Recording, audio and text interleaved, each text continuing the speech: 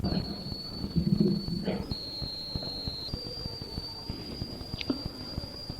العالمين والعاقبة للسلام على رسوله سيدنا وشفيعنا وحبيبنا ومولانا محمد وعلى آله وأصحابه وأزواجه وذرياته وأهل بيته أجمعين.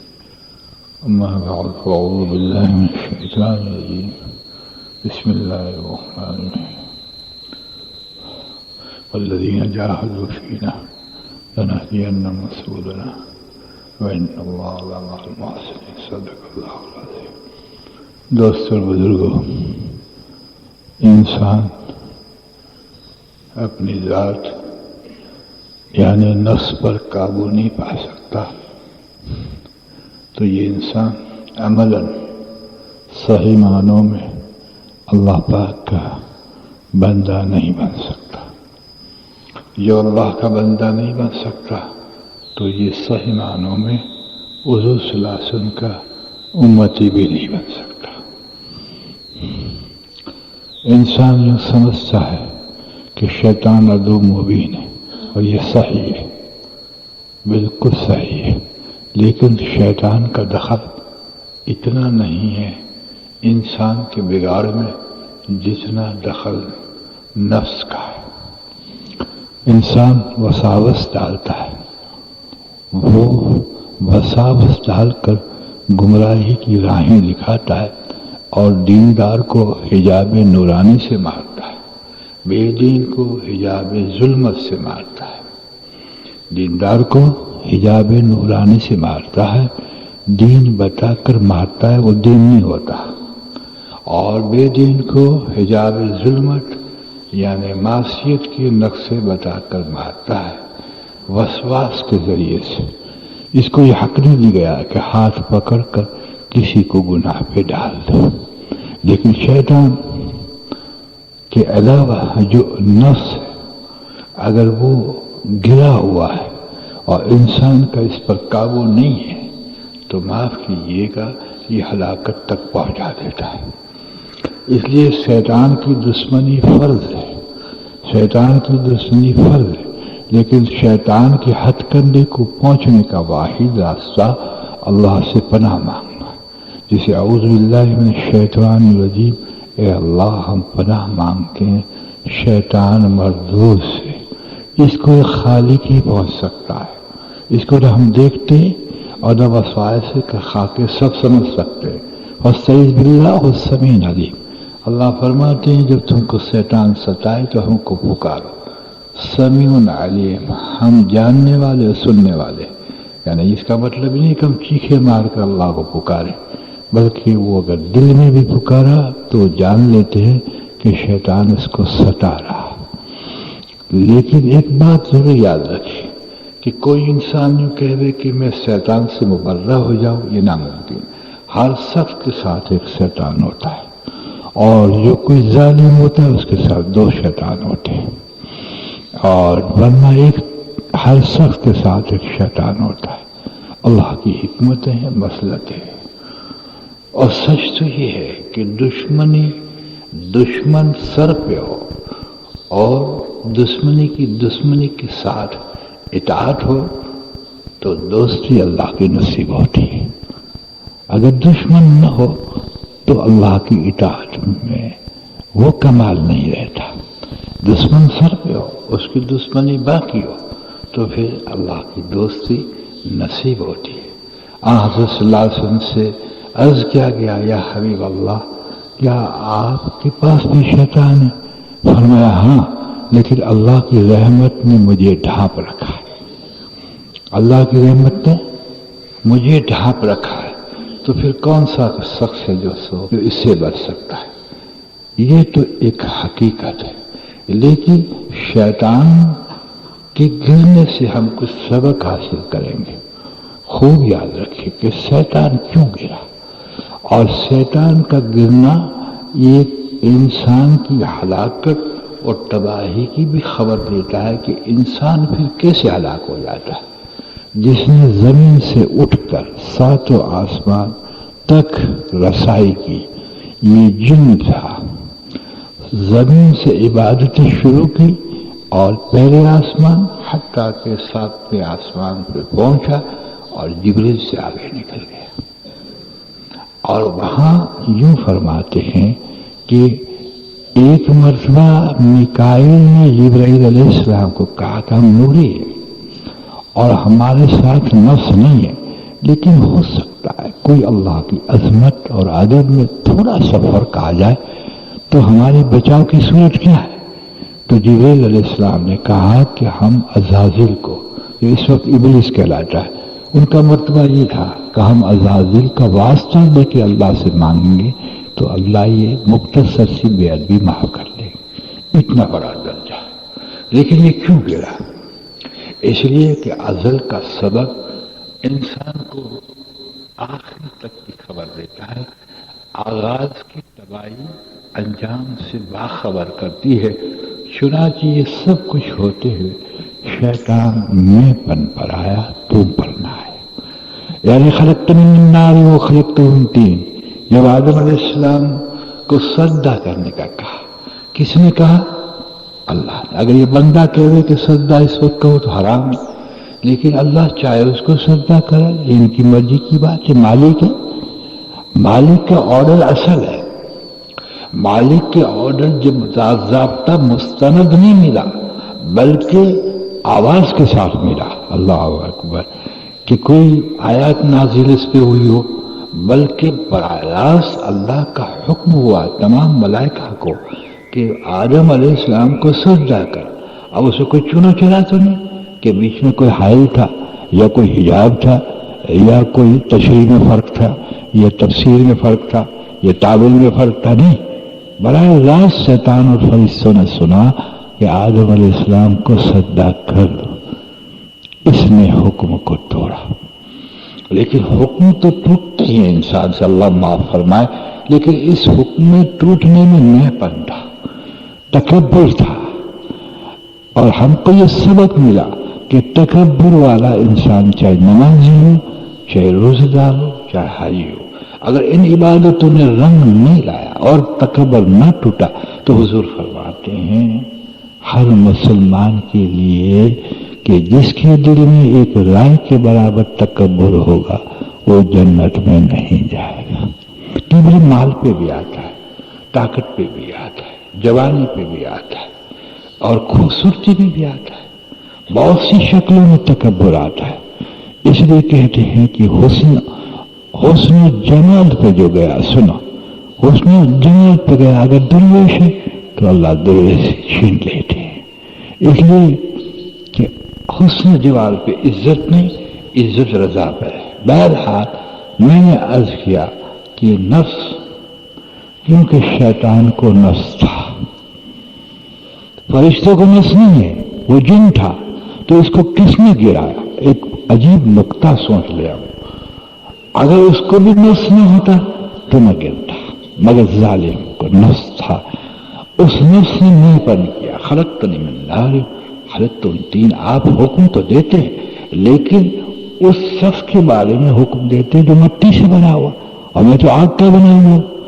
یہ بیوقوف بھول گیا تم بنا ہوا نہیں، تو یہ بنایا گیا ہے.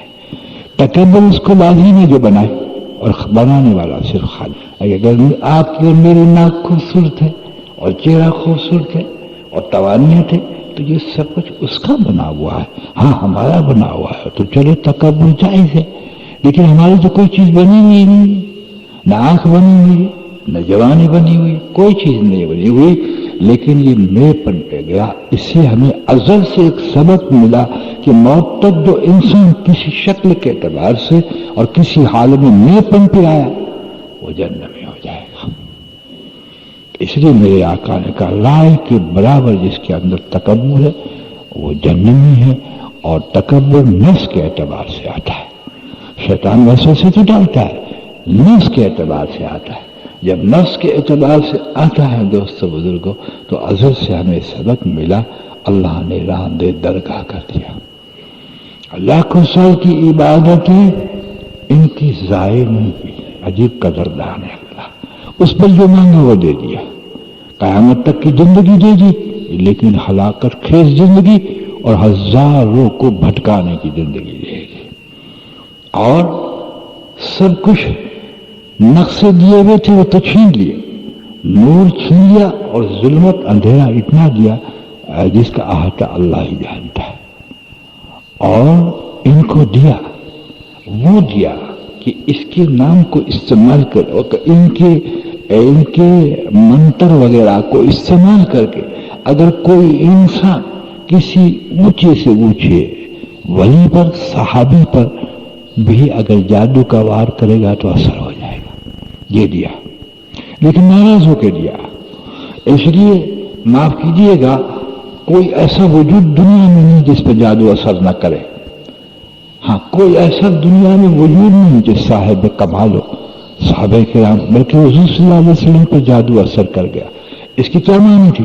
اس کے معنی یہ کہ اللہ نے ان کی عبادت میں جو مانگا وہ دیا، ناراض ہو کے دیا۔ جیسے اللہ والوں کو کرامت راضی ہو کے دی کہ جہاں میں جس قسم کی اقسام کثیرہ ہے کرامت، جامع کس کو دیتے؟ جامع تو سیدنا علی کرم اللہ وجہ کو دی اللہ نے کرامت، اور معزہ تو انبیاء علیہ السلام کو دیا، الحمدللہ۔ تو ناراض ہو کے دیا کہ تم جہاں یہ چیز استعمال کرے گا وہاں اثر کر جائے گی۔ اس سے دو باتیں نکلتی ہیں، ایک تو یہ کہ جب اللہ رب العزت نے اس کی عبادت کو ضائع نہیں کیا، یعنی ایک اعتبار سے، بلکہ جو مانگا دیا، تو سچی عبادتیں کسے ضائع کریں گے؟ اللہ اس پر کتنا عطا فرمائیں گے۔ اور دوسری بات یہ ہے کہ شیطان جو ہے، اور شیطان کے یہ ہتھ کنڈے جہاں استعمال کرے وہاں پر استغفر اللہ، وہاں پر اثر انداز ہو جاتے۔ کیا نقطہ نکلا کہ کوئی ولی اور صحابی پہ اثر ہو جائے تو کوئی نقطہ کیوں نہ کرے کہ اتنے بڑے صحابی تھے اور جادو کیوں اثر کرے گا؟ نہیں، اللہ کا عمل ہے، اللہ کا حکم ہے کہ ہم تم کو یہ دیتے ہیں، جہاں بھی وار کرو گے اثر ہو جائے گا۔ اور کرامت اور معجزہ تو کرامت کی نسبت پر ملتا ہے، جی ہاں، اصل معجزہ ہے، اور اس کی نسبت پر جو ملتا ہے وہ کرامت کراتی ہے۔ اس کو خوشی کے ساتھ دیا کہ جہاں تم استعمال جس قسم کی دی ہے وہ کرو گے تو اثر کر جائے گا۔ ایک بات۔ دوسری بات ہمیں یہ سمجھنا ہے کہ اللہ رب العزت یقیناً میں پن پہ سارے نقشے جو ہیں وہ آخرت کے اعتبار سے تباہ کر دیتے، اور اس کا اثر لینے والا نفس ہے۔ اس لیے کہتے ہیں کہ تو نے اپنی ذات پر کنٹرول نہ کیا، اور تو نے اپنی ذات کو، نفس کو قابو نہ کیا، تو نہ تو بندہ ہے نہ حضور کا امتی ہے۔ کہلانے کے تو ہے، کوئی شک نہیں کہ اللہ کا یہ بندہ ہے اور حضور صلی اللہ علیہ وسلم کی ذات پاک کا امتی، لیکن کہلانے کو نہیں ہے۔ اس بات سے شام تک تو اس کا محاسبہ کر کہ نفس کو تم چلا رہا ہے یا نفس تجھے چلا رہا ہے۔ بھائی یہ تیری زندگی ہے اور یہ تیرا مقام ہے۔ اگر نفس کو تم چلا رہا ہے تو بھی خطرہ ہے، اور نفس تجھے چلا رہا ہے تو بھی خطرہ، کہ کیسے؟ بلکہ تصوف کی علماء حضرات جو شرح بیان فرماتے ہیں وہ یہی فرماتے ہیں کہ عقل کو، نفس کو عقل کے تابع کر دے، عقل کو شریعت کے تابع کر دے۔ اب 24 گھنٹے کی زندگی کے اندر دے اکثریت کے اعتبار سے ہماری زندگی میں عقل کو بھی دخل نہیں۔ اگر عقل کو دخل ہے تو کافر بھی عقل رکھتا ہے، مشرک بھی عقل رکھتا ہے، وہ عقل سے چلے گا۔ عقل سے کوئی خاکہ ضابطہ کا مرتب نہیں ہوتا، عقل اور علم سے سمجھا تو جاتا ہے۔ جو انسان کی زندگی کے کامیابی کا خاکہ مرتب ہوتا ہے وہ احکامات الہیہ اور حضور صلی اللہ علیہ وسلم کی پاکیزہ زندگی سے ہوتا ہے۔ تو اب یہ دیکھنا ہے کہ صبح سے شام تک ہمارے نفس کو کنٹرول میں کر کے ہم اللہ کے حکم اس پہ چلاتے ہیں اور حضور صلی اللہ علیہ وسلم کے طریقے چلاتے ہیں تو ہم کامیاب ہیں اور ہم غالب ہیں۔ اور اگر ایسا نہیں ہے تو ہم نفس کے تابع ہیں۔ اور یاد رکھیے، دنیا میں جتنے خرافات اور جتنے ظلم اور جتنے جو ہے بلیک میل اور جتنے زنا کے خاکے، جو کچھ آپ برائی کے تذکرے کر لیں یا دن والے، وہ سب نفس سے ہوتے ہیں، سب نفس سے ہوتے ہیں۔ لیا ڈاکو اپنی نفس پہ قابو نہیں رکھتا، رشوت والا اپنی نفس سے قابو نہیں رکھتا، زانی اپنی نفس سے قابو نہیں رکھتا، جھوٹا اپنی نفس سے قابو نہیں رکھتا۔ چنانچہ انسان ان اعمالوں کے جیسے اعمال صالح میں منازلوں کو انسان طے کر کے درجے پاتا ہے، ایسے ہی انسان ان نفس جس خراب خاکوں میں چلتا ہے اس میں پستی کے مقام حاصل کرتا ہے، یہاں تک کہ مولانا روم فرماتے ہیں کہ انسان صرف شکل میں انسان رہ جاتا ہے اور اندر شیطان ہوتا ہے۔ مولانا روم فرماتے ہیں اندر شیطان ہو جاتا ہے، اور اللہ رب العزت فرماتے ہیں کہ جانور سے بھی بد بن جاتا ہے۔ اس لیے کہ معصیت کی شکلیں جو ہیں وہ انسان کے اندر وہ باتیں پیدا کر دیتی ہے جو درندوں میں ہوتی ہے، جو چرندوں میں ہوتی ہے، جو گزرندوں میں ہوتی ہے اور جو سرندوں میں ہوتی ہے۔ اور ایک انسان اپنی نفس کی اصلاح پہ پڑا ہوا ہو اور اس میں اوصاف پیدا ہو الحمدللہ، تو اس میں ملائکہ کی صفات پیدا ہوتی ہیں اور آگے جا کے اللہ کی صفات کا مظہر بن جاتا ہے۔ اللہ کی صفاتوں میں سے اللہ تبارک و تعالیٰ لیتے ہیں۔ تو میں نے عرض کیا کہ خلاصہ کیا ہے، میں اور آپ کون ہیں؟ اس کا جائزہ یہ کہ صبح سے شام تک ہمارا نفس ہمیں چلاتا ہے اور ہم نفس کو اللہ کے احکامات اور حضور صلی اللہ علیہ وسلم کے طریقے کے اعتبار سے چلاتے، یہ ہماری زندگی کا خلاصہ ہے، یہ ہماری معرفت ہے۔ جی ہاں، اگر اس کی آپ صبح اٹھے تو نفس کے جذبے کے ساتھ اٹھے، نفس کی خواہشات کے ساتھ اٹھے، یا احکامات الہیہ کے تحت حضور صلی اللہ علیہ وسلم کے طریقے پہ اٹھے، بس وہ آپ اس کو شریعت مطہرہ کی آسانی لیں کہ یہ شکل مستحب تھی اور یہ شکل سنت غیر موقعہ تھی اور یہ شکل سنت موقعہ ہے، یہ واجب ہے، وہ اور چیز۔ لیکن معاف کیجیے گا دوست، آپ مستحب کے خلا کے نقصان کو بھی نہیں جانتے۔ مستحب کا خلا اگر آپ کسی سے فتویٰ لے لیں گے آپ نے مستحب چھوڑ دیا تو معاف کیجیے گا، جو نفع مستحب پہ ملنا چاہیے وہ نہ ملا، اللہ اس کو بھی نقصان قرار دیتے ہیں۔ اور یہی صحیح سمجھ ہے اور یہی سچ بات ہے کہ ایک ہی انسان کہ میں نے مستحب کو چھوڑ دیا تو کچھ نقصان تو نہیں ہوا، لیکن جو نفع ملنے والا تھا، جو 14 طبق کے خزانے سے زیادہ مستحب پہ ملے گا، وہ نقصان ہے، وہ بڑا بھاری نقصان۔ اور اصول ہے دوستو بزرگوں کہ جب آدمی مستحب اور دیگر جو حجت کے مقام نہیں ہے نوافل وغیرہ اس کو چھوڑے گا تو آگے اور چھوڑنے پر نفس پڑ جائے گا۔ جیسے کہ انسان نماز جماعت سے نہیں پڑھے گا تو آگے نماز بھی چھوٹ جائے گی، نماز بھی چھوٹ جانے کا خطرہ ہے۔ جی ہاں، لیکن اہتمام کے ساتھ اللہ توفیق دے کوئی عذر نہ ہو اور نماز کے اہتمام پہ پڑے گا تو یہ پھر آگے بڑھ جائے گا۔ تو میں نے کہا دوستو ہم کسی چیز کو نہ دیکھیں، صرف اتنا دیکھیں کہ نفس ہمیں چلا رہا ہے یا ہم نفس کو چلا رہے ہیں۔ آئیے یقین کی طرف، تو نفس کہاں کھینچے جا رہا ہے، کن کی خسامتوں کی طرف کھینچے جا رہا ہے، کن کی چاپلوسیوں کی طرف جا رہا ہے، کس تعصب کے چاپ چلا ہے۔ اور سچ پوچھو تو ہمارا مذہب یہی بنتا ہے، اور جب اسلام کا رجحان اور اسلام کے حقائق موجود نہ ہو اور برعکس اس کے خاطر ہو تو ہمارا وہ مذہب ہے، اسلام ہمارا مذہب نہیں ہے۔ اسلام مذہب اس وقت بنتا ہے جب اسلام کو لیں، اور اسلام کو لیں نہیں تو خلا ماں لیں، ہم غیر کو لیں گے تو غیر ہمارا مذہب بن جاتا ہے، خلا۔ اسی کو نام کا مسلمان کہتے ہیں۔ جب ہماری زندگیوں میں غیر کے نقشے آئیں گے، جیسے کافر ملک سے اثر لیتا ہے، مال سے اثر لیتا ہے، وسوخ سے اثر لیتا ہے، توپوں سے اثر لیتا ہے، ایٹم بم سے اثر لیتا ہے۔ ہمارے پاس ایٹم بم ہے، کون ہمیں ستاتا نہیں۔ یہ سب کفر کے تاثرات۔ مسلم صرف خالق کا اثر لیتا ہے کہ خالق کو فیور میں لیتا ہے، اللہ اکبر کبیر، خالق کی قوت کو عیانت میں لیتا ہے، अल्लाह रब्बुल इज्जत की कुदरत को मुआफकत नहीं लेता, ये मुस्लिम का मकाम। और अगर ये नहीं तो नस गालिब है, इसलिए कि नस अगर सब्र हुआ न हो तो ये मखलूक को लेता है। बस ये कभी इंसान नहीं समझेगा। ला इलाहा इल्लल्लाह पढ़ते हुए भी उसमें कोई हकीकत नहीं होगी, क्योंकि ला इलाहा में तो हकीकत है, लेकिन ला इलाहा के जरिए से ये हकीकत नहीं पाया। चुनाचे ये नफ्स मखलूक का बंदा होगा, अल्लाह का बंदा नहीं होगा।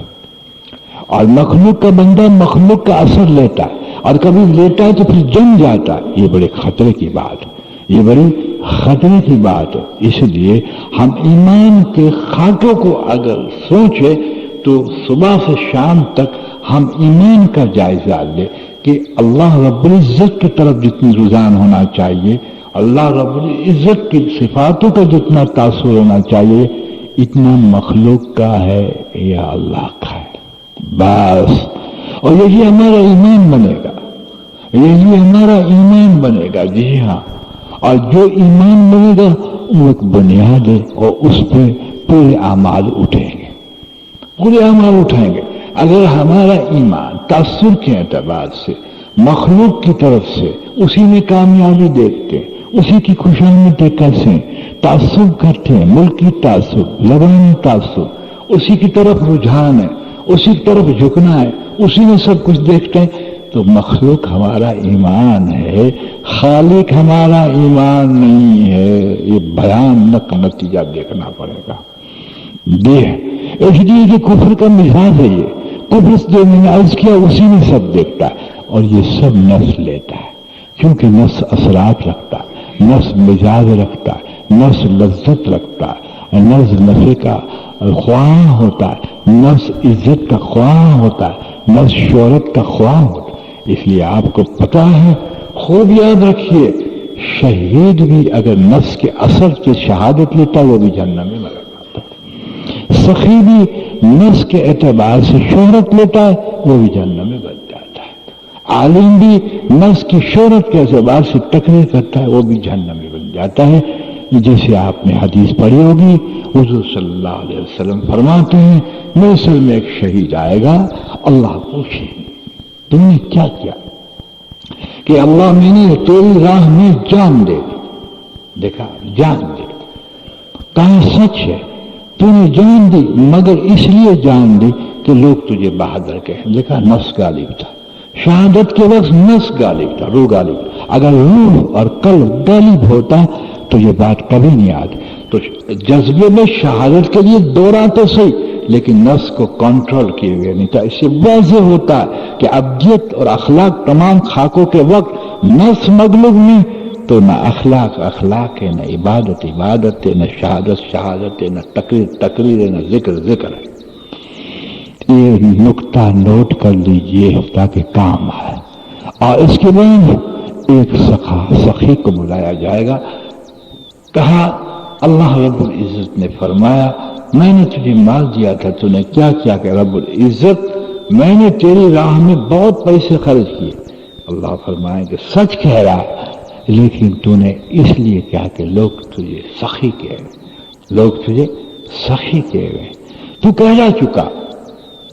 यानी देखिए, अजीब है, अल्लाह जाए इस अंदाज से भी नहीं करते, उसको जो चाहता है दे दे, जैसे शैतान को दे दिया। तू कहला चुका, अब तेरे मेरे पास इसका कोई हिस्सा नहीं।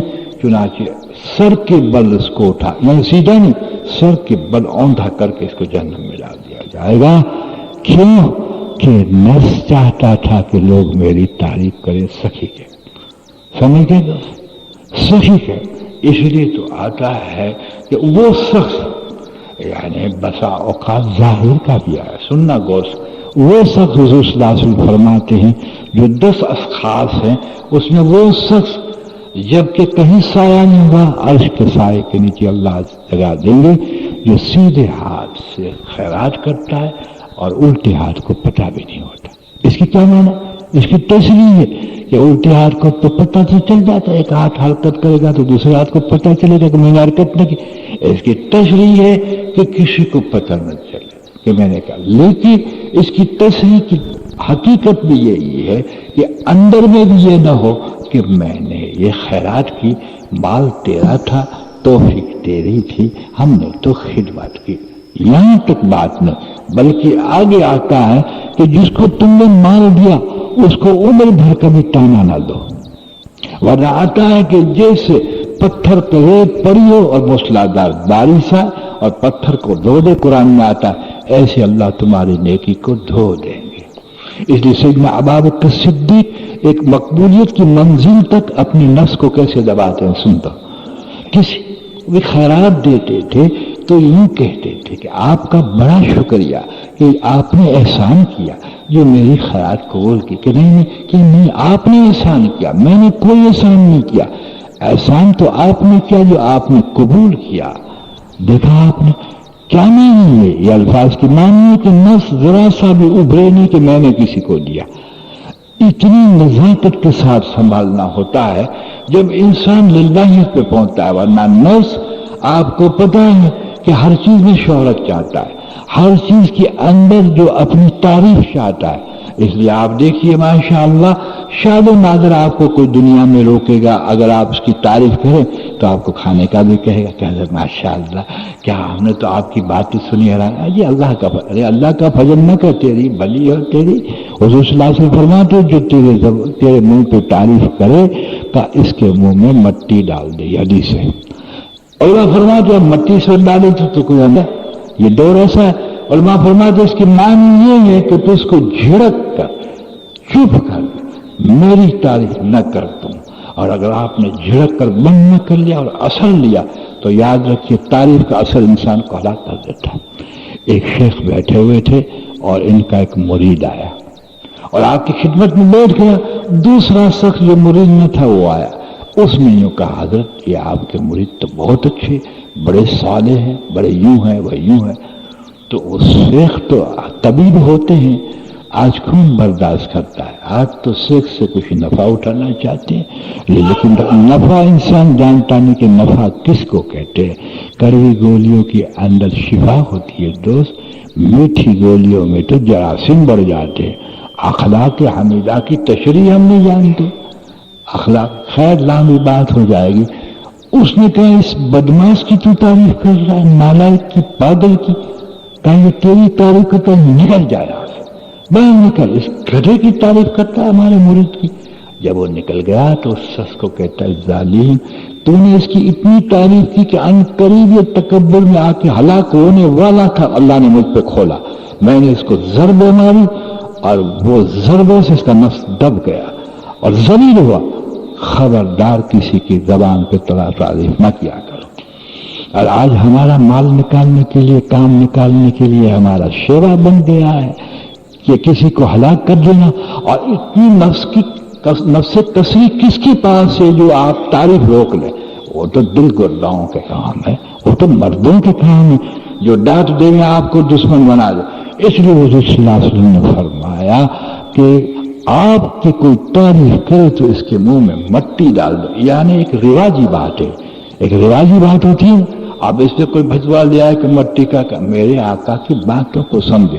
ایسے اہل اللہ حضور کی روایتوں کی نقلیں اتارتے ہیں باتوں کو سمجھے.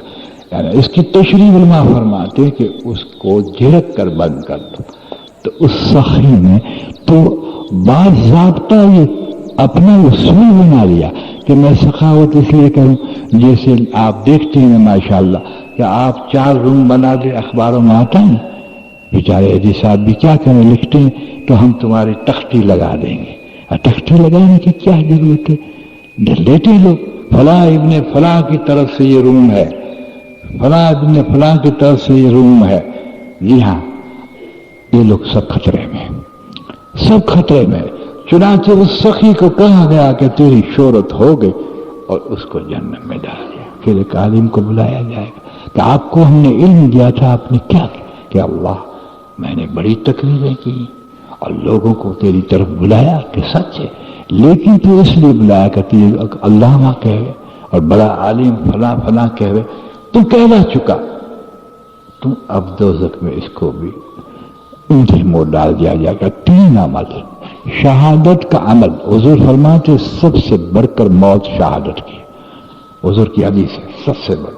اور سخی جس کی ناؤ پہاڑوں پہ چلتی ہے، اللہ سخی حبیب اللہ अल्लाह का दोस्त होता है। कितना बड़ा अमल, माल का अमल, जान का अमल और दावत का अमल। और आलिम या इखलास से दावत दे तो क्या कहें, तीन इतने जबरदस्त अमल वाले जब अपने नफ्स के कहने पर आकर अमल करते हैं तो ऊंधे मुंह जहन्नम में डाल दिए जाते हैं। तो फिर और अमल का मसला ही कहा रहा। ये क्यों होता है? इसलिए कि नफ्स उस ईमान की मंजिलों पर नहीं डाला गया कि इज्जत अल्लाह के हाथ में है। सारी दुनिया अगर इज्जत देना चाहे तो नहीं दे सकती। मालदार नहीं समझे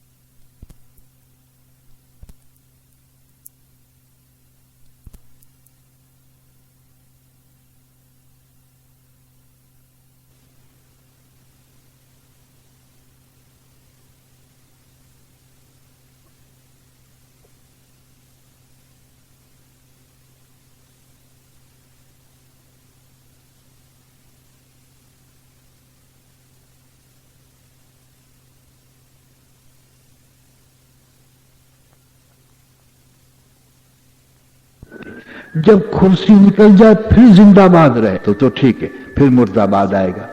तो ये शक्लें सारी की सारी जो है वो अशियाओं को है, इक़्तिदार को है, इंसान को नहीं। इज्जत वलिल्लाहि इज्जती व रसूली वल मुमिनीन, कुरान में अल्लाह कहता है इज्जत अल्लाह के लिए, अल्लाह के रसूल के लिए और सही मानों में जो मोमिन है उनके लिए। ये तीनों के सिवा इज्जत नहीं किसी को। जी हाँ, यानी ईमान जिसके मुताल्लिक अपने नफ्स की रहबरी की हो, समझे, वो सब कुछ खालिक में देखता हो। जब खालिक में आप देखेंगे तो सलाम में भी आपके इखलास होगा, कलाम में भी इखलास होगा। किसी को घर खाना खिलाएंगे वो भी अल्लाह के लिए खिलाएंगे। हर एक के साथ आपका बर्ताव अल्लाह के लिए होगा। और जब इखलास न होगा नफ्स में तो किसी चीज में अल्लाह नहीं होंगे, मखलूक ही मखलूक होगी। बस इसलिए मैंने कहा दोस्तों बुजुर्ग को कि जिसने अपने नफ्स पर कंट्रोल न किया वो ईमान क्या समझे, वो इबादत क्या समझे, वो इबादत क्या समझे। आपको पता है हकीर से हकीर शे में भी नफ्स शोहरत चाहता है। आप एक गट्टर को निकाल लिए, अगर न निकलने पाए तो एक और जमादार को ले आइए, उससे न निकल पाए तो एक तीसरे को ले आइए। जब उसको आप कहेंगे कि चंद एक जमादारों को हमने बुलाया लेकिन ये गटर नहीं निकल सका। खाना होता है ना, गटर में कोई जाफरान तो नहीं होती ना, बदबूदार पैखाना और पेशाब और कीचड़ होता है, आखिरी दर्जे का है ना। हालांकि हम नहीं कहेंगे कि हराम है, एक मुसलमान भी निकालता है, 2 पैसे कमाता है, वो जायज है, लेकिन इस मुशाहिदा बड़ा गंदा है, पेशाब है, पैखाना है, कीचड़ है। लेकिन वो चौथा जब आएगा तो क्या कहेगा, सब कहारत हम इसमें भी तकब्बुर करेगा। ये तो हमारा काम है, मुझ पे आजाद दिया। जब नफ्स इस पेशाब और पैखाने में तकब्बुर करता है, तुम बताइए, उसमें भी बड़ा लेता है। जी हाँ, उसमें भी बड़ा गरज के हर फन में आप जाइए, हर फन वाला तकब्बुर कर बैठता है। घोड़ा मैं चलाना जाता हूँ, मोटर मैं चलाना जाता, मैं वो क्या मैकेनिक है। हम देखो कैसा नफ्स हर चीज में बड़ाई चाहता है, कहीं तवाज़ु नहीं चाहता। और जब तक नफ्स को तवाज़ु में न डाला, याद रखिए इस बात को, तवाज़ु में न डाला तो तकब्बुर आएगा। और तकब्बुर का खाका मैंने अभी अर्ज किया, एक राय के बराबर तकब्बुर होगा, वो जन्नत में जाएगा। और अज़ल से ये सबक है, अल्लाह रब्बुल इज्जत ने मुसलमानों को ये सबक दिया कि देख शैतान से इबादत में तू नहीं बढ़ सकता। जिसकी तरक्की जमीन से लेकर 7 आसमान तक इसकी रसाई हुई, लेकिन इसने तकब्बुर अज़ाज़िल ख्वार कर तो जिंदान लानत गिरफ्तार कर किब्र, क्योंकि किब्र अल्लाह का मुकाबला, ये अल्लाह की चादर है। मैंपन ये अल्लाह की चादर है। मैं ये हमसरी पैदा करता है, کہ تو بھی تکبر والا ہو میں بھی تکبر والا. اس لیے تکبر والے کا سجدہ کیسا؟ سجدہ تو تواضع سکھاتا ہے. تعریف سبحان اللہ تو سکھاتی ہے کہ میں ناپاک ہوں تم پاک ہے. جب تم سمجھو کہ میں بھی پاک اور تم پاک تو ہم سر یہ بندگی نہیں رہتی, بندہ پنا نہیں رہتی, فرعونیت رہتی ہے. انا ربکم الاعلی, اس نے کہا میں سب سے اعلیٰ رب ہوں. ہم سجدے کے وقت کہیں کہ تم پاک, اندر سمجھے ہم بھی پاک. الحمدللہ تمام تعریف اللہ کے لیے. ہم بھی خواہ ہمارے بھی لوگ تعریف کرے تو ہم سر بندہ نہیں, ہم سر کے لیے لازم جہنم ہے. یاد رکھیے اس بات کو, خوب یاد رکھیے. اس لیے اس دنیا کے اندر لاکھوں اس میں سے جہنم میں ہو جاتے. اس لیے کیا کہا کہ کافر کے قتل سے تو جنت میں جا سکتا, لیکن نفس کے ڈسنے سے تو جہنم میں جا سکتا ہے. اس لیے حضور صلی اللہ علیہ وسلم کی ذات پاک جب تبوک کے اندر آپ تشریف لے گئے یہ جو لشکر کے ساتھ, تو واپس جب لوٹے ہیں تو یہ ارشاد فرمایا کہ ہم جہاد اصغر سے لوٹ کر جہاد اکبر کی طرف جا رہے ہیں. یعنی کافروں کے سامنے جہاد لڑنا, سب کچھ قربان کر دینا, قتل کرنا, قتل ہو جانا, اس کو چھوٹی جہاد کہا. اور پھر فرمایا ہم اکبر کی طرف جا رہے ہیں. کنیت الطالبین میں پیرانے پیر رحم اللہ تعالی اس کی تشریح فرماتے کہ حضور صلی اللہ علیہ وسلم کا جو تھا وہ نفس کی طرف تھا کہ ہم نفس کے جہاد جو ہے اس کو جہاد اکبر کہا. اس کی خواہشات کے سامنے جہاد کرنا, اور یہ بھی صبر عظیم قرار دیا ہے اہل اللہ نے, اس کو صبر عظیم قرار دیا. اور صبر کا ہاتھا بہت ہے, اور جو اپنی اسلام میں صبر کرتا ہے وہ بڑی صبر ہے. اللہ اکبر کبیرہ. تو اس کی مزاج, اس کی خواہشات کے خلاف مجاہدہ کرنا. لیکن ہم جو آرڈر کرے وہ کرتے ہیں. کہتے ہیں کہ جو نفس کا تابع ہے اللہ کا کبھی تابع نہیں ہوتا. غذاؤں میں, غذاؤں کے استعمال میں, نشست و برخاست میں, بازار میں, مسجد میں, گھر میں, جو اپنے نفس کے اعتبار سے بیٹھتا ہے, چلتا ہے, اٹھتا ہے, کھاتا ہے, کماتا ہے وغیرہ وغیرہ, معاف کیجیے گا وہ نفس کا بندہ ہے, اللہ کا بندہ نہیں. اس لیے کہ یہ نظام کفر کا ہے. کافر اپنی طبیعت سے چلتا ہے, اپنی طبیعت سے کھاتا ہے. سور بھی کھا لیتا ہے, شراب بھی پی لیتا ہے, سود بھی کھا لیتا ہے, اور چیزیں حرام بھی کھا لیتا ہے. لیکن مسلم کے بارے میں حضور صلی اللہ علیہ وسلم فرمایا مومن کے لیے دنیا قید خانہ ہے. کیا ہے؟ اور کافر کے لیے جنت. جنت کے کیا معنی ہے نا؟ جو مذہب میں آئے وہ کرے. اور قید خانے کی کیا معنی؟ مرضی بھی نہ چلے, نفس کی بھی نہ چلے, تیری عقل بھی نہ چلے, صرف عقل پرکھا کرے. علم کو, علم کے ذریعے اللہ کا کیا حکم ہے وہ تو لے, اور حضرت محمد صلی اللہ علیہ وسلم کا کیا طریقہ ہے یہ. اگر نفس کو تو نے پابند کر لیا تو قسم خدا کے کھا کے کہتا ہوں, اہل اللہ فرماتے ہیں کہ اللہ ہمیں ساری دنیا کی حکومت دے دے تو ہم اس کو لے تو لیں گے, لیکن ہم یہ مانگیں گے اللہ حکومت دے تو ہمارے نفس پر حکومت دے.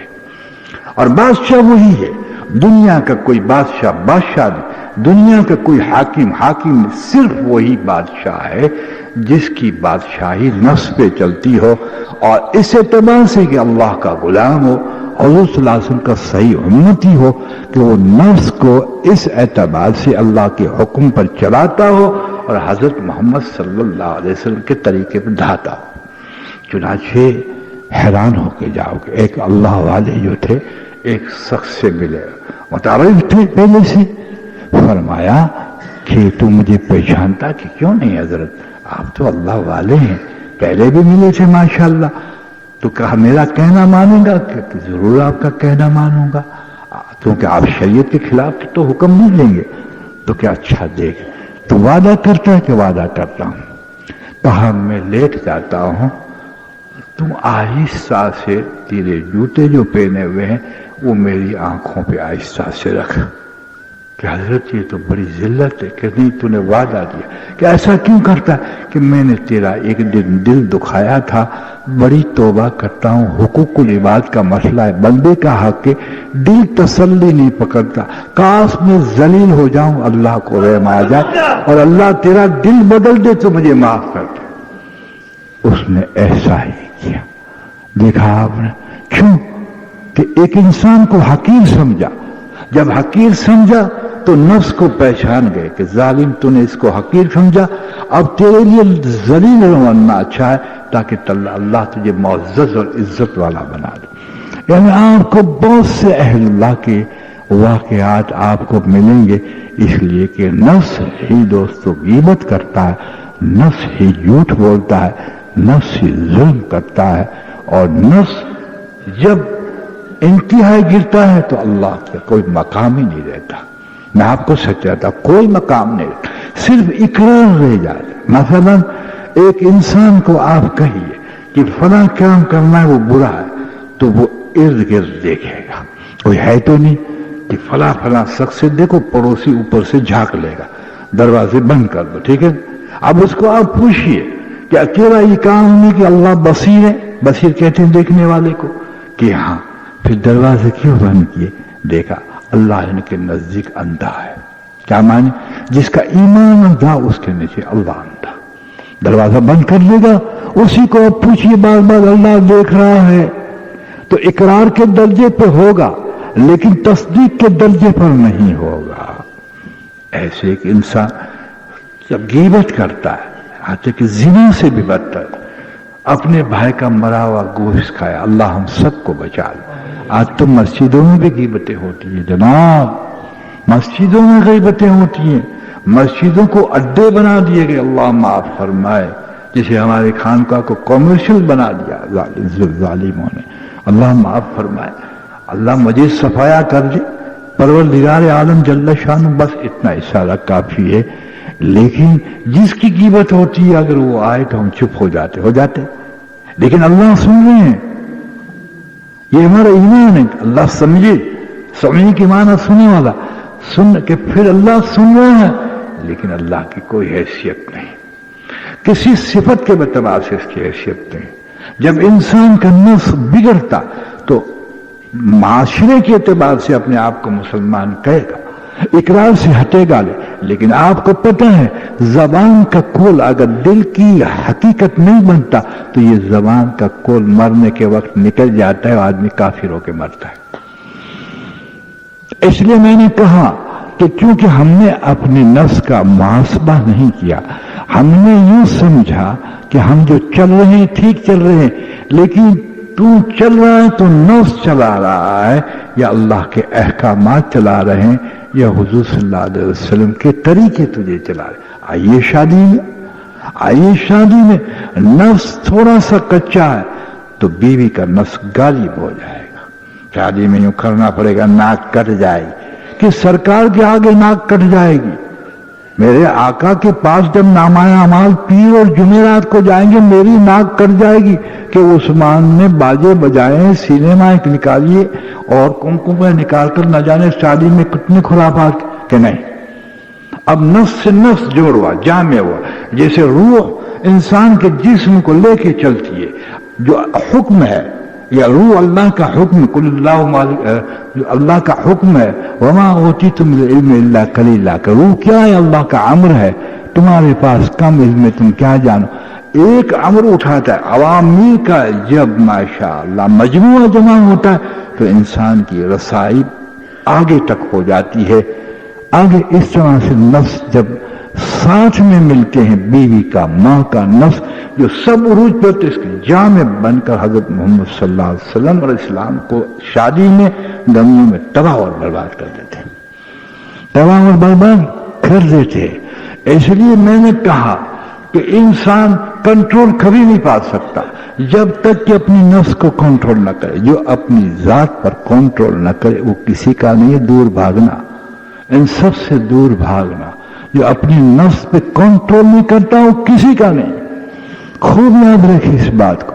اور جو نفس پہ کنٹرول کرتا ہے اس لیے اس کو جہاد اکبر کہا گیا۔ اور آپ کو پتا ہے जैसे अल्लाह की राह में निकलने वाले का शहीद का खून नीचे जमीन पे गिरते ही बख्शिश हो जाता। जी हाँ, इस तरह से जब इंसान नफ्स की जद्दोजहद में अगर मर जाता है, सुनो, अगर ये मर जाता है नफ्स के काबू करने में, यानी नफ्स को मारना नहीं होता, नफ्स को कंट्रोल करना होता है, नफ्स को मार डालना नहीं होता, इसी पे तो चलाना, इसी से चलना, इसको कंट्रोल करना।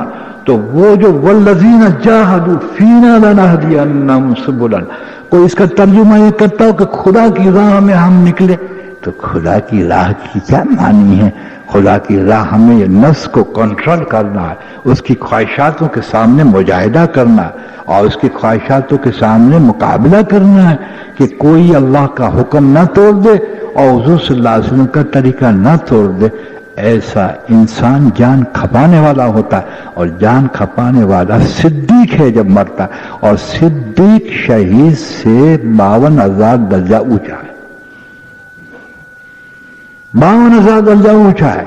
इसलिए हजरत मोहम्मद सल्लल्लाहु अलैहि वसल्लम ने पहले जान खपा, यतलू आयातिहिम व युज़क्कीहिम में ये सब आ जाता है कि नफ्स के साथ ऐसे मुजाहिदे किए कि इनका तज़किया किया, इसका तज़किया किया, उसमें से खराफात निकाले, मासियत का मादा निकाला जी, और गुनाहों के मादों को निकाल कर अल्हम्दुलिल्लाह खैर और बरकतें नाजिल करवा दे। लेकिन एक इंसान इस खाके में नहीं चलता, तो अल्लाह रब्बुल इज्जत ने माशरे में इसकी मिसालें कायम की कि तू गंदा कपड़ा पसंद करता है कि नहीं, गंदी ग़िज़ा पसंद करता है कि नहीं, नहीं करता कि नहीं, कि गंदा मकान पसंद करता है कि नहीं, कौन सी चीज गंदी पसंद करता है, कौन सा फल सड़ा हुआ पसंद करता है कि बिल्कुल नहीं। क्या अच्छा जी, सड़ा हुआ फल भी पसंद नहीं करता, सड़ी हुई सब्जी भी पसंद नहीं करता, गंदी कोई चीज पसंद नहीं करता, तो तूने क्यों समझ लिया कि गंदा रहकर अल्लाह तुझे पसंद कर लेंगे? ये तूने कैसी रहमत पकड़ी? तुझे शैतान ने राह बताई है कि तू गंदा रहकर अल्लाह को पसंद आ जाए, ये नामुमकिन है। इसलिए आप देखिए, अल्लाह रब्बुल इज्जत से अगर हम कुछ इबरत लेना चाहते हैं, नसीहत, तो हर मंजिल पे मखलूक में अल्लाह ने सबक रखे और नसीहतें रखी है। आप कपड़े को पूछिए कि मैं मैला हो गया हजरत इंसान के, जी हाँ, तो उसको ही लटकाए रखता, तो तुम कहते बू पैदा हो जाएगी, लोग नफरत करेंगे, तेरी रूह और कल्ब में बू पैदा हो जाएगी, अल्लाह तुझसे नफरत करेंगे, अल्लाह के रसूल भी नफरत करेंगे। अल्लाह पाक है, हमारे आका भी पाक हैं, वो पाकी चाहते हैं। हुजूर फरमाते हैं अल्लाह ताहरत को बहुत पसंद करते हैं, पाकीज़गी को बहुत पसंद करते हैं। यहाँ तक पाकीज़गी का फजाइल आए कि हज़रत अनस रज़ियल्लाहु ताला अन्हु को हुजूर सल्लल्लाहु अलैहि वसल्लम फरमाते हैं कि कदे हाजत के बाद तुम ताहरत मुकम्मल कर, अल्लाह तेरी उम्र को दराज कर दे। बताइए, यानी ताहरत से दुनिया में नफा, जो बड़ी उम्र चाहता है वो ताहरत अच्छी तरह से माशाअल्लाह करे। तो मैंने कहा कि एक कपड़ा हमें कहता है कि क्यों उतार देता है कि इसमें जुएं पड़ जाएगी, फिर तुम क्या कर, कि मैं तुझे धोबी को दूंगा। धोबी फिर क्या करेगा कि वो रात को भट्ठी में चढ़ाएगा। कौन सा गुनाह किया है? इस कपड़े में क्या गुनाह किया है? भट्ठी में चढ़ाएगा, सुबह चट्टान पे उसको दे मारेगा, खूब पछाड़ेगा, फिर इसके बाद खूब निचोड़ेगा, फिर साबुन लगाएगा और फिर ब्लीचिंग पाउडर में डालेगा। अब जब देख लिया कि साफ हो गया लेकिन गीला है, तो धूप में इसको सुखाएगा। कहां सुखाएगा? कि फ्रिज में सुखाएगा? तपती हुई ढेर में सुखाएगा। फिर देखा कि अब सेकंड बाकी है तो स्त्री चला जाए। हर वजूद पुकार कर कहते हैं हजरत इंसान, हमारी सफाई, हमारी मंजिलें, हमारी तरक्की में तू कुर्बानी देखेगा, लेकिन तू तो सुबह शाम जैसे नफ्स कहता बिरयानी खा ले तो खा लेता, जर्दा खा ले तो खा लेता, चलते चलते पान खा ले तो खा लेता, एक चाय दीजिए खा लेता, छोले दीजिए, तो जानवर की जिंदगी गुजारता। इसलिए कि जो नफ्स कहता है उसका तकाजा पूरा करता है। और याद रखिए, जो हर घड़ी नफ्स का तकाजा पूरा करता है, नफ्स इसका कभी तकाजा पूरा नहीं करेगा। आप इसको सुबह से शाम तक जो चीज चाहे खाएं, जो चीज आप चाहे खिलाएं, लेकिन इसको रात को कहिए कि तुझे मैंने छोले भी खिलाए, बिरयानी भी खिलाए, फलां भी खिलाए, चल एक 10 रकात नफल पढ़ ले। ओके, क्या क्यों पढ़ ले? کہ کیوں کہ ہم کو جو کنٹرول میں رکھتا ہے نا وہ تو 200 رکعت نفل پڑھا لے ہم سے یا 50 پڑھا لے، لیکن جو ہمارے کنٹرول میں ہے نا ان کو تو ہم نماز بھی اس طرح سے پڑھائیں گے کہ انا آتینا ملتی ہوگی تو قل اللہ نہیں پڑھنے دیں گے ہم، انا آتینا پڑھ کر بھگائیں گے، ہم کہیں گے انا آتینا پڑھ لے بیٹھ کر۔ میں عرض کر رہا تھا آگے جا کے اس جمعے کے موضوع کو اس کو آگے بھی بڑھائیں گے، تو جس نے اپنے نفس کو کنٹرول میں نہ کیا وہ نہ خدا کا صحیح معنوں میں بندہ ہے، نہ حضور صلی اللہ علیہ وسلم کا امتی ہے، حضور صلی اللہ، بلکہ آگے آپ عروج کے خاکوں کو دیکھیں کہ سیدنا بلال رضی اللہ تعالی عنہ ایک دفعہ کھجور آپ کے پاس تھی، حالانکہ آپ فتویٰ لیں اس کو جائز ہے، لیکن حضرت محمد صلی اللہ علیہ وسلم جو صاحب شریعت تھے، جو صاحب شریعت سمجھتا ہے ایسی شریعت کوئی نہیں سمجھتا۔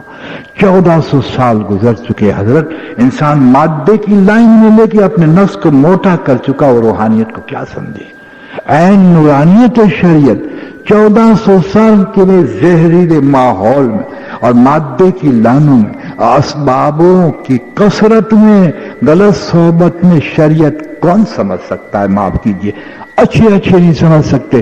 چنانچہ حضرت بلال رضی اللہ تعالیٰ عنہ جب حضور صلی اللہ علیہ وسلم ناراض ہوتے تھے تو یہ نس سے یہ پھول جاتے تھے، دیا اس لیے کہ غصہ حرام نہیں، وہ غصہ حرام ہے جس میں اپنی نفسانیت کا دخل ہو، اس لیے حضور کا غصہ نہیں کہا جائے گا، جلال کہا جائے گا۔ حضور اللہ جلیل ہے، جلال کہا جائے گا، وہ نوری ہے اور وہ معصیت کو جلا کے خاک کر دیتا ہے۔ غصہ حرام، میں بیچ میں بات کر لوں، یہ تو کافر کا ایک نظام ہے کہ غصہ حرام جی، اور یہ کافر کا نظام ہے کہ جھوٹ بولنا حرام ہے، یہ کافر کا نظام ہے کہ ماشاءاللہ سچ بولنے سے کامیاب ہو جاتے ہیں۔ نہیں، اسلام ایک انوکھا مذہب ہے، یعنی جھوٹ آپ بولو اللہ آپ کو دوزخ دے گا۔ کیسے؟ جیسے آپ گھر پہ گئے اور لوگوں نے کہا کہ آپ کی بیوی آپ کو جو کوس رہی تھی، برا بھلا کہہ رہی تھی، اور واقعی کہہ رہی تھی، آپ نے پڑوسی کو پوچھا، وہ سن رہی تھی یا سن رہا تھا کہ میری بیوی مجھے گالیاں دے رہی تھی، اور اس نے کہہ دیا ہاں تو اس کو سزا ملے گی، اس لیے کہ میاں بیوی میں اس نے جدائی کر دی، اور جھوٹ بولے کہ نہیں جی تمہاری تعریف کر دی اور دل ملا دیا، وہ جھوٹ آپ کو جنت میں لے جائے گا۔ نہیں سمجھے؟ یہ جو کافر کا نظام ہے، کہ اللہ نے اس نظام کو اسلام بنایا ہے، حضور صلی اللہ علیہ وسلم نے اللہ نے اس دین کو بنایا، یہ دین الہیہ کہتا ہے، اللہ کا دین ہے۔ اس کے ساتھ آپ کے پاس کوئی شخص آئے اور یوں کہے کہ میں اپنی بیٹی فلاں کو دینا چاہتا ہوں، اور آپ نے کہا مسلمان کا عیب چھپانا ضروری ہے، اس پر آپ گئے اور وہ شراب پیتا ہے یا زانی ہے، اور تم نے کہہ دیا کہ نہیں اس کا عیب چھپاؤ، کہ نہیں اچھا ہے دے دو، تو آپ مارے گئے۔ اور یہاں آپ نے اس کا عیب کھول کے اس بچی کو بچا لیا کہ شرابی کو کہاں دیتا ہے، یہ آپ کو جنت میں دکھا دیا۔ اس بشر کا عیب کھولنا آپ کو جنت میں لے جائے گا۔ تو ضابطہ سمجھ لیجئے کہ حضرت محمد صلی اللہ علیہ وسلم کا غصہ نہیں تھا بلکہ رحمت تھی۔ آپ کا غصہ رحمت تھی جس میں رہبری تھی، جس میں اصلاح تھی۔ تو سیدنا بلال رضی اللہ تعالیٰ عنہ کو آپ ڈانٹ کر کہتے ہیں کھجوریں تو نے رکھی ہے، اس لیے کہ آپ کا مقام یہ نہیں تھا کہ کل کے لیے رکھے بلال، اور کل کے لیے رکھے تو پھر توکل ہی کہا رہتا ہے۔ ہمیں اجازت دے دی مہینہ بھر کے لیے رکھو، کوئی منع نہیں، اس لیے کہ عوام الناس ہے، ضابطہ عام ہے، لیکن یہاں تک نفس کو حضور صلی اللہ علیہ وسلم نے روکا، اور نفس مطمئنہ تھی، مطمئنہ نفس کے لیے یہ لازم نہیں کہ کل پر رکھے، بلکہ کل پر اللہ رکھے، آج پر بھی اللہ رکھے۔ لیکن ہماری زندگیوں کے احوال آپ دیکھیے دوستوں بزرگوں، اللہ تعالیٰ مجھے بھی معاف فرما، لباس میں بھی جو نفس چاہتا ہے وہ کرتے، سامنے رسول پاک فرماتے ہیں ایسا لباس پہ، حضور فرماتے ہیں ایسا چہرہ بنا، نفس کہتی نہیں میری عزت نکل جائے گی، پوزیشن ڈیم ہو جائے گی، اچھی طرح سے ماشاءاللہ تو سیو بنا کر نکل کھانے میں کہ بیٹھ کے کھائیں گے تو سوسائٹی میں ہماری عزت گر جائے گی، ٹیبل کرسیوں پہ گاؤ۔ کہاں میں نفس نہیں چلاتا، جب نفس چلاتا تو آدمی نفس کا بندہ، اس لیے کہتے ہیں تیری ذات کو پرکھنا ہے تو صبح سے شام تم دیکھ لے کس کا مان کر چلتا ہے، کس کا مان کر چلتا ہے، نفس کا؟ اگر نفس کا کین کا مان چلتا ہے، صلی اللہ علیہ وسلم کے طریقوں کو کیا، اس لیے ہلاکت میں وہ شخص جو نفس کا بندہ ہے، نفس کا بندہ ہے، اس لیے اپنی ذات پہ کنٹرول نہیں، وہ اپنا ہی نہیں، वो अपनी जात को खुद जहन्नमी बनाएगा, और जो अपनी जात को खुद जन्नती बनाएगा वो किसी का खैर ख्वाह नहीं हो सकता।